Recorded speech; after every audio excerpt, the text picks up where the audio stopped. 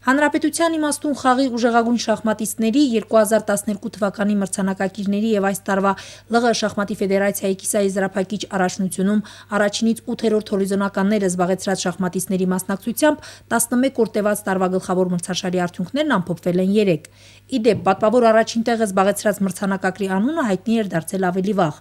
Նա 2013 թվականի ԼՂ շախմատի ֆեդերացիայի գավաթակիր Սարգիս Վասիլյանն է։ Մոտ մեկ ամիս առաջ մասնակցել եմ նաև Ղարաբաղի գավաթի խաղարկությանը, գրավել առաջին տեղը եւ դրանով էլ ստացել իրավունք այս մրցաշարին մասնակցելու։ Շատ լարված էր անցնում, չնայած նրան, որ միավորների մեծ առավելությամբ հաղթող ճանաչվեցի, բայց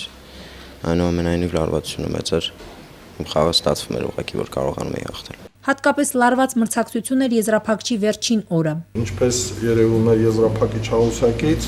պայքարը երկրորդ եւ երրորդ մրցանակային տեղերի համար շատ համառ էր եւ պատահական չէ, որ միայն միավորների լրացուցիչ հաշվարկով հնարավոր եղավ պարզել